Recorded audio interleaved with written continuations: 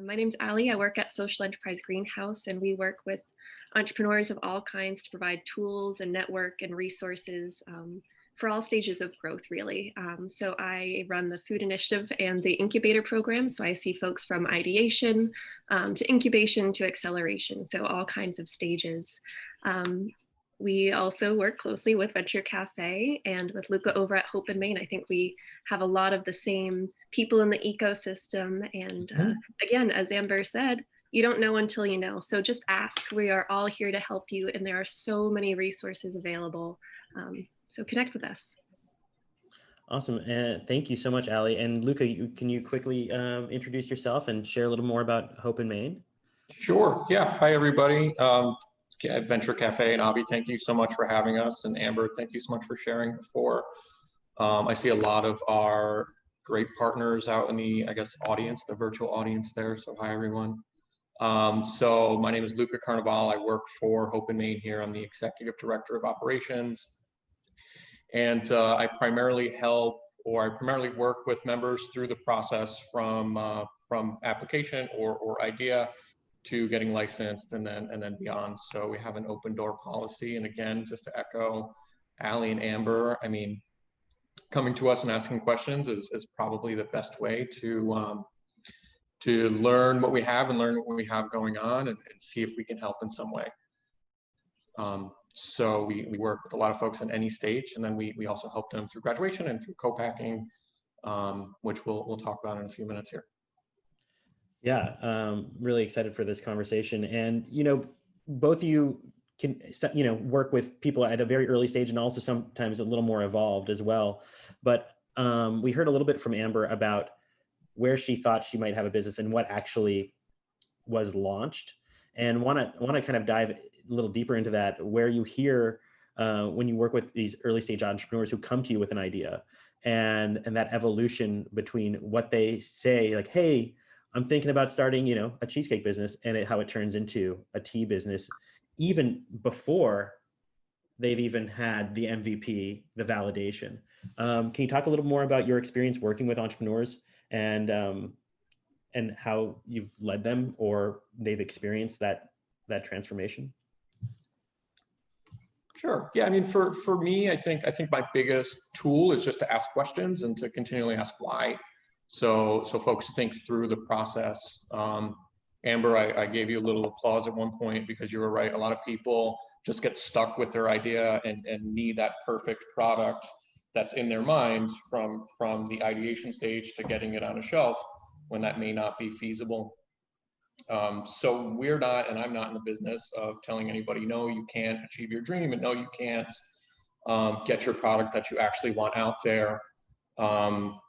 I think we're just more in the business of making sure they've thought through the entire process and thought through, any potential pitfall in their idea. And that just starts with asking questions and maybe trying to gently guide them or gently advise them in a different direction. But at the end of the day, for us, it's their business, and we're here to support in any way that we can. And it starts with, it starts with questioning. Absolutely. On my end, I've run probably about 6 incubators now, and I think most people end up pivoting or changing their ideas somehow, whether, that's decided in the second class or the final one, or even after. We have a real focus on kind of the feasibility. So what does it mean to be an entrepreneur? Amber is working a full-time job and doing this, and most of our folks are. So kind of the realities behind that. We also focus a lot on research. Get out of the building, go talk to your customer. Again, as Amber said, her audience changed, or what she thought was her audience may not have been. So finding different ways to reach different people and testing your hypothesis in all those different ways as well. But we're also a big fan of the iteration cycle, learning something, trying it, testing it, adapting, and consistently improving. Yeah, and kind of to talk more to that point, I think about like how in the food world, there's so many different things. There's so many different kinds of businesses. I feel like at Social Enterprise Greenhouse, you deal with this all the time. And in a cohort, you might have social impact businesses that are trying to help with food agriculture, B grade produce. You might help a food truck get off the ground, and then a consumer packaged good business. And they're very different business models. And even at Hope Maine, you're seeing some of that as well. But the CPG business model is so different from some of these others. And I think about what people really should be considering at that stage. Allie, you brought up, feasibility. And then I also think, what are the unit costs? Sometimes it's like people might have, there might be an idea, there might be market interest, but if they don't think about even that, this is not even scalable, or once you scale, you're still in the hole. Yeah, Can we talk a little more about that? Kinds of ideas and projections moving forward too. And cost analysis is big. If you're going to sell a taco, you need to know how much, you're putting into the taco and how much you can sell it for. And again, how much people will pay for that and what's fair. So it is a big, important thing very early on. Yeah, no, I agree. It's really important to understand your costs, especially as early as possible. One of the first classes we do is costing and pricing to make sure that, it does fall in line. And a lot of times that guides the decision to say, okay, I thought I was going to go down this path, but it just doesn't make sense. I can't get $50 for my tacos. So what else can I do that's in the same vein?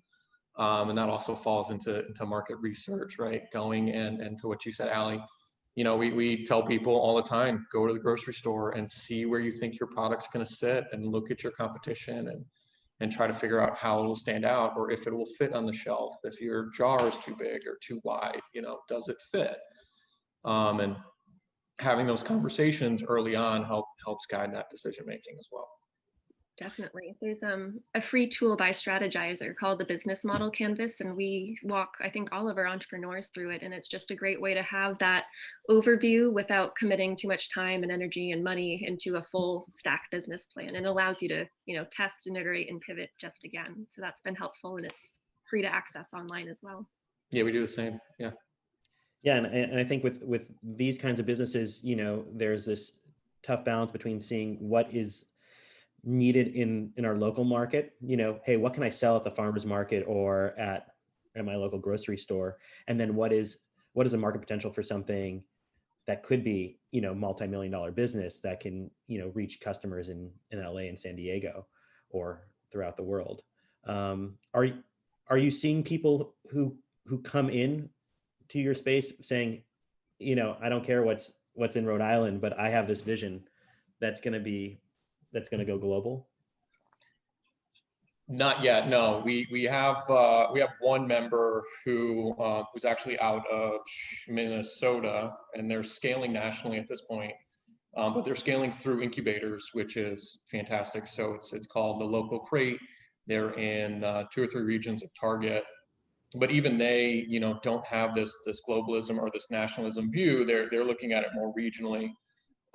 So they're a prepared meal company, and they went against like HelloFresh, and they went against Blue Apron, and their model's different. They see that it's cheaper and it's more efficient to be regionalized and work within some geographic region and scale that way, as opposed to trying to have these massive facilities and distribute nationally with all that overhead and all that cost and everything involved.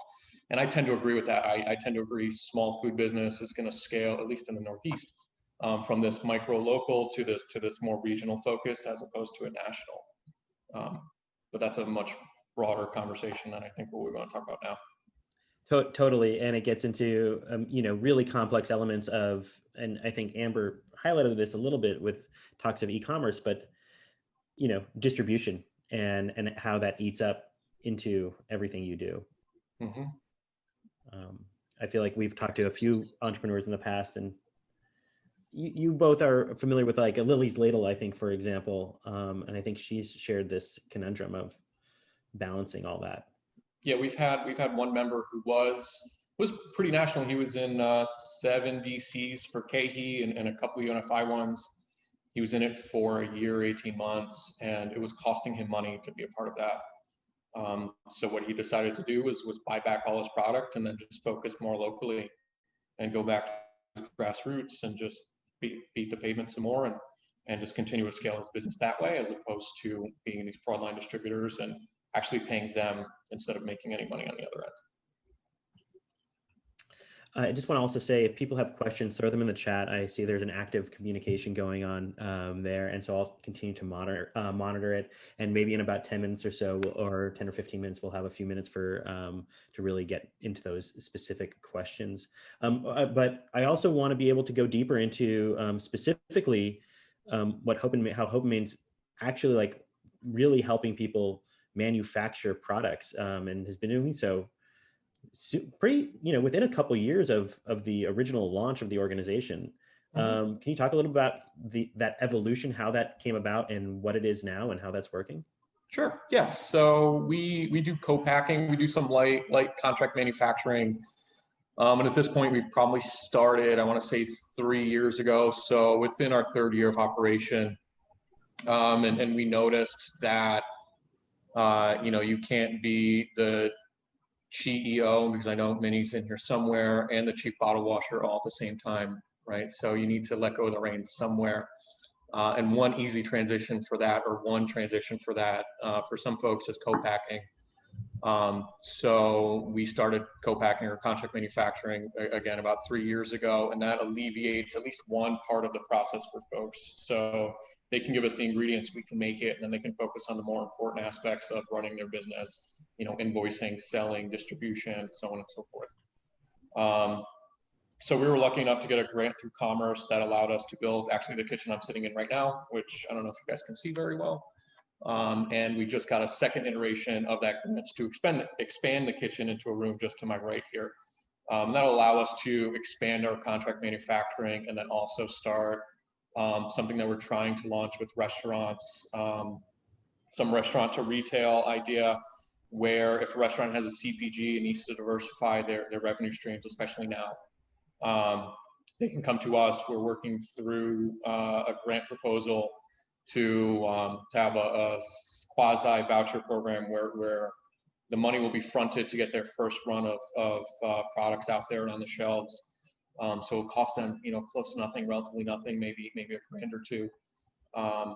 And then they can start that new line of business for them to hopefully sustain through this godforsaken COVID crisis that we're facing right now. And we'll partner with local agencies and partner with Nathan to help through that scaling process. We'll partner with the local research chef to help with that formulation, that recipe formulation, because when you have a recipe, you don't necessarily have a formula. And then we'll partner with Dave's Market and so on to really launch that program and hopefully hit a home run. That's super cool. And to think that, COVID is just so detrimental to so many restaurants. This could be that had this evolved? Is that this was a perfect complement? This could really help, inline food businesses, food service businesses add a second product. Yeah. I mean, we've had restaurants come to us before with CPG products. And we saw early on in the COVID pandemic, some restaurants trying to pivot and really understanding that, this is probably here for the long run. So what am I going to do? And it's sort of evolved from that felt need of having applications of restaurants saying, I have an empty kitchen. What can I do with it? And how can I remain in business? So hopefully the grant comes through and we can really help these folks out. I think we're going to do it regardless, but it'd be a lot easier if we had some money to give them. And one thing I'm sure that you have to clarify with these folks is that they're very two different, and we talked about this a little bit earlier. They're very two different business models. Allie, I'm sure you've seen people who've come to you with both ideas, and how I'm just thinking how people need to reconcile almost two separate businesses. They're two very different operations. Managed in very different ways. Definitely. And that comes up a lot. I think a lot of folks kind of want to have more of a hybrid model in different things. And I think for me, we had a lot of restaurants we were working with, decide to try the consumer packaged goods route, or they ended up doing more of a meal delivery service thing. So that turned out to work pretty well as well. But kind of focusing on which one makes the most sense to start with can be really tough. And again, ask questions, reach out. We have an amazing network of advisors, some who are on the call that offer time and expertise to entrepreneurs and are here to answer those questions. So easy to help do it earlier than later. Yeah, Luca, any insights in how people have kind of managed or not managed these kind of dual operational processes? I think Amber hit it perfectly early on, right? I think some will just stick with restaurants, or some will stick with restaurants just for the sake of argument. I think some restaurants have done a fantastic job pivoting and really rising to the occasion. And I've seen some restaurants have difficulty doing that based on either business model or atmosphere. I mean, there's a lot of reasons why that could potentially happen. But the ones who have done it well have done it fantastically, and I'm very proud to see that happen. And for the others, it's just an unfortunate circumstance.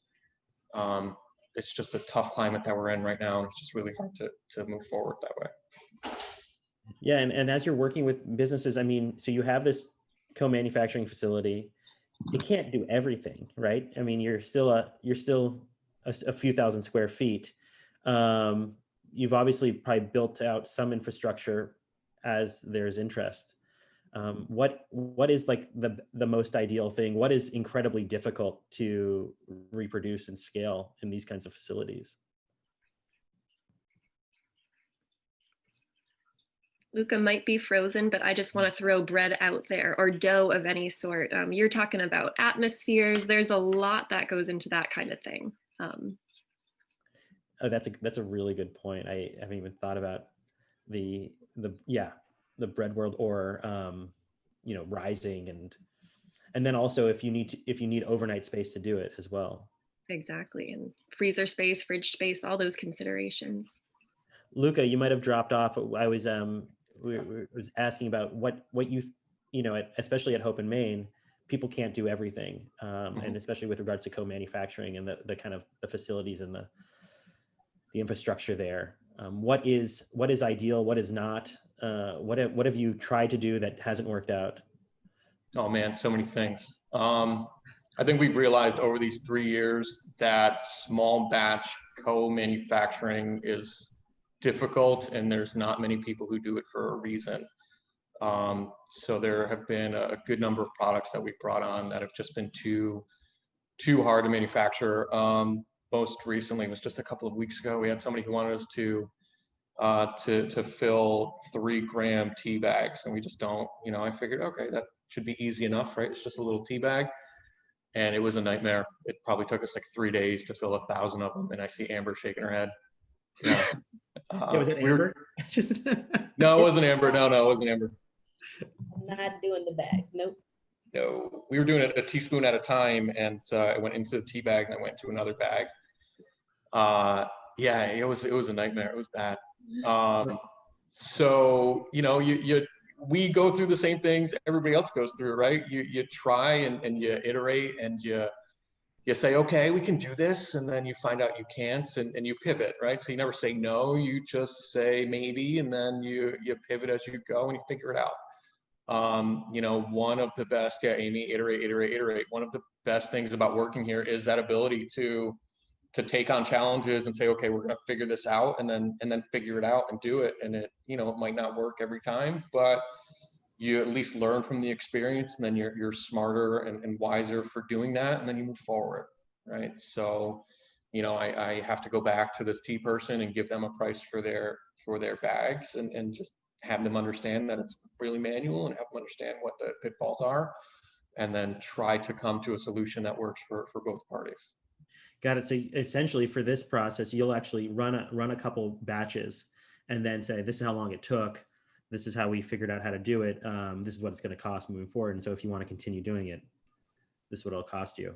Exactly right. So we're a little different than traditional co-packers, where, if you go to a co-packer for For salsa, they primarily only do salsa, so it's an easy transition for them, right? They know how to make salsa, they can do it, they have all the ingredients and everything. With us, you know, we have the luxury and the disadvantage of being able to do a lot of different things.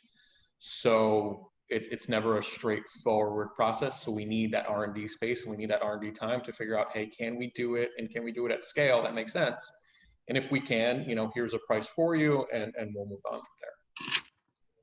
Yeah, and it must be super tough if it's like, cool, well, let's run salsa for 4 hours, and then let's make soup for another 6 hours, and then let's make iced tea. Exactly. And hope the iced tea doesn't smell like soup. We've been lucky. It hasn't yet. We've been all right. Yeah.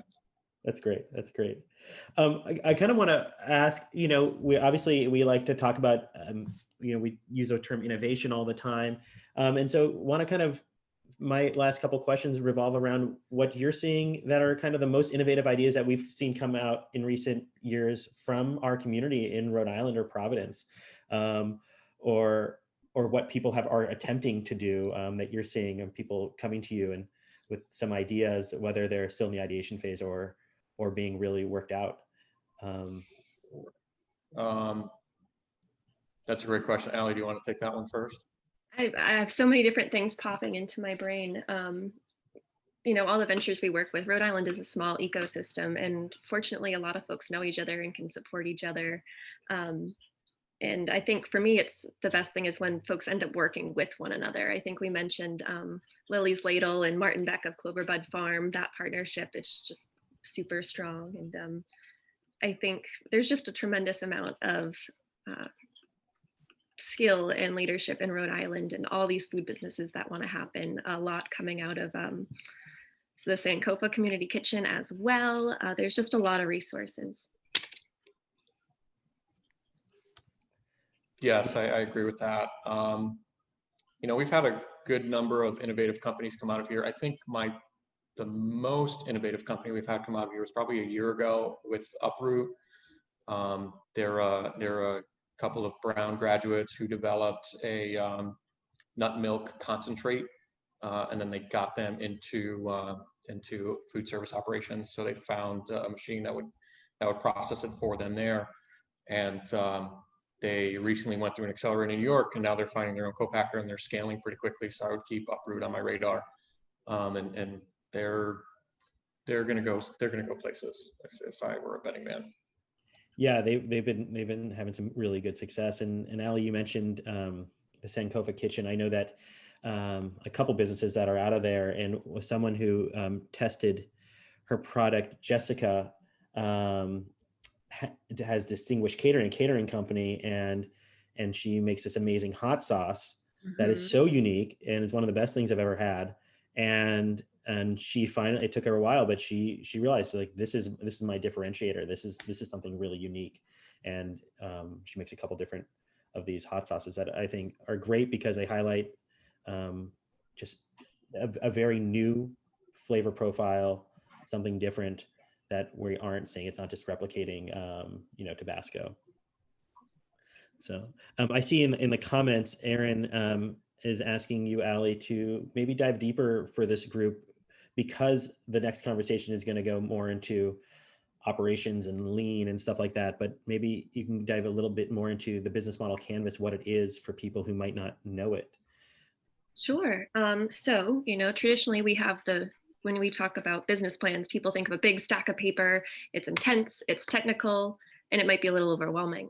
So we try to take more of a lean approach. The business model canvas, it's one sheet of paper with, I think, maybe 9 boxes on it with different components. So it has you look at key partners, key activities, what you're working on, what you want to do, key resources, the resources you need to do those.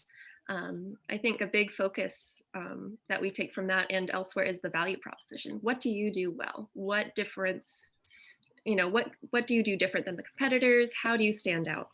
It also talks about customer relationships. So, you know, are you meeting these people at a farmer's market? Is it e-commerce? They're all very different and need different avenues to address.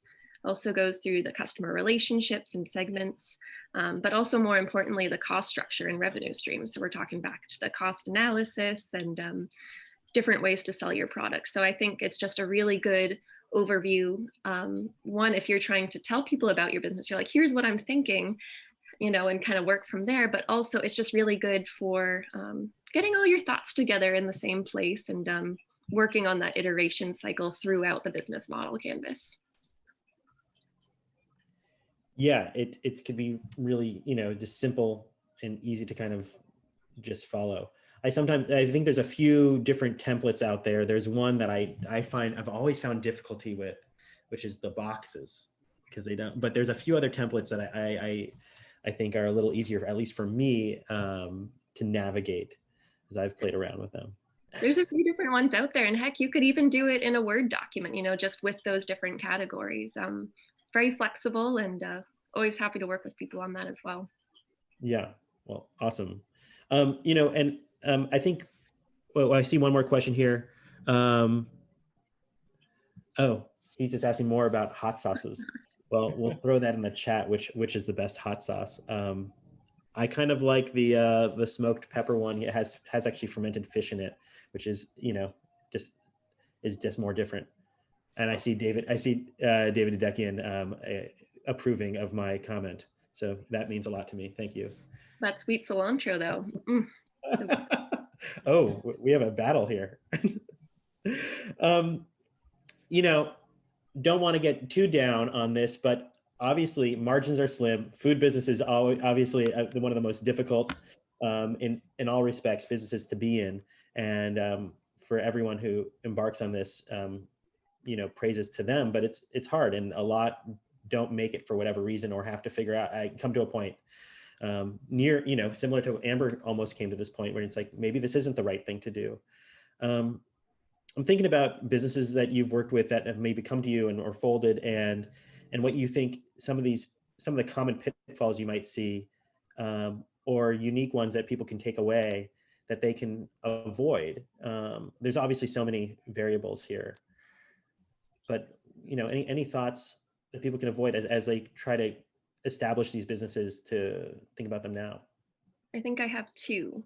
And I think Amber addressed it a little bit earlier, but even if you love your product and it is the best thing on earth to you, not everybody's going to like it. You got to know that even though whatever it is fits you perfectly and you think it's the best, you got to see if it works for other people, see if there's a market for it, see if other people want it. That's a big early on type of thing.